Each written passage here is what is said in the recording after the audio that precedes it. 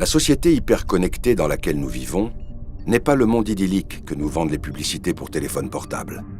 Grandes entreprises, gouvernements, individus, tous vivent dans une insécurité permanente, à une époque où la cybercriminalité prolifère et où la guerre asymétrique est devenue la norme.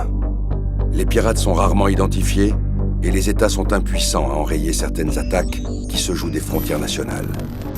L'impunité semble totale. La généralisation des objets connectés constitue autant de portes dérobées pour les pirates. D'ici 2020, leur nombre s'élèvera à 50 milliards. Ils sont déjà présents dans notre quotidien, dans nos voitures, nos maisons, nos transports en commun, nos hôpitaux. Leur niveau de sécurité est pourtant faible quand il n'est pas inexistant. Ce simple constat mettra bientôt en péril les aspects les plus fondamentaux de notre quotidien. Jay Radcliffe a démontré lors d'une conférence qu'il était possible de pirater une pompe à insuline connectée pour y injecter une surdose, provoquant ainsi la mort de son utilisateur. Craignant un cyberattentat, le vice-président des États-Unis, Dick Cheney, jugea plus prudent de couper la fonction communicante de son pacemaker durant son mandat. En attendant l'usage généralisé de l'Internet des objets, les attaques contre les infrastructures industrielles sont d'ores et déjà une réalité.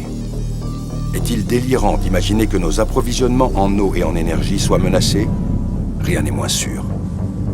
Durant le rude hiver ukrainien de 2015, des pirates s'introduisent dans le système informatique du réseau électrique. Peu à peu, ils parviennent à s'emparer de toutes les données et de toutes les commandes. Le 23 décembre au soir, c'est le blackout. 225 000 Ukrainiens se retrouvent privés de lumière et de chauffage. L'opération est une des plus importantes cyberattaques industrielles jamais enregistrées. Plus spectaculaire encore, en juin 2017, au siège social de Maersk, une entreprise de fret maritime à Copenhague. Des employés pris de panique courent dans les couloirs. Le réseau informatique s'effondre. Les écrans deviennent noirs les uns après les autres. Au même moment, à New York, des centaines de camions sont bloqués à l'entrée de Port Elizabeth. Le système ne peut plus scanner leurs marchandises, ni ouvrir les portes électroniques. Les denrées alimentaires qu'ils contiennent pourrissent. Même situation à Los Angeles, en Espagne, aux Pays-Bas ou en Inde. C'est la crise la plus monumentale de l'histoire de l'informatique maritime. 17 ports dans le monde rendus inopérants. Il s'agit là des effets dévastateurs du virus NotPetya. Les experts s'accordent sur un point. Une telle attaque est amenée à se reproduire et dans des proportions plus grandes encore. Les modes opératoires des hackers, aussi variés soient-ils, ne s'appuient pas que sur des failles technologiques. En cybersécurité, la première des brèches est souvent humaine et organisationnelle. Dans le cas des réseaux électriques ukrainiens, les pirates ont mis en place toute une démarche d'ingénierie sociale et de reconnaissance du terrain étalée sur les 6 mois précédant l'attaque elle-même. Le ver est dans le fruit à partir du moment où un employé a eu la naïveté d'ouvrir un email infecté par un malware. Or, cet employé détient des accès à privilèges sur le réseau industriel.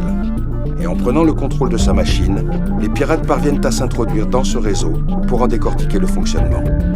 Ils vont ainsi préparer pendant plusieurs semaines l'attaque qui occasionnera un maximum de dégâts et qui interrompra pendant plusieurs heures la fourniture d'électricité. Dans la majorité des exemples que nous avons passés en revue, ce sont des failles dans le dispositif de prévention et de détection sur l'ensemble des couches cyber, humaines et physiques, qui ont permis le succès de telles attaques. Dès lors, une approche globale, dite holistique, comme celle prônée par Oliseum, couvrant l'ensemble de la chaîne de valeur cybersécurité, semble être une des seules approches pertinentes pour faire face durablement à ce type d'attaque sophistiquée. Parmi les moyens les plus simples, efficaces et prioritaires visant à renforcer la cyber-résilience, figure en bonne place le recours à un bastion d'administration comme celui que propose Wallix. En effet, cette solution concentre un certain nombre de fonctionnalités de sécurité essentielles en vue de protéger les accès dits à privilèges tels que ceux des administrateurs des systèmes d'information ou des mainteneurs externes. La prolifération des cyberattaques met à mal la confiance numérique tant recherchée. Si le prochain séisme informatique génère une paralysie des infrastructures vitales, l'opinion publique ne demandera pas des comptes aux hackers, mais aux entreprises, aux fournisseurs, aux sous-traitants qui n'ont pas su les protéger en anticipant de tels risques.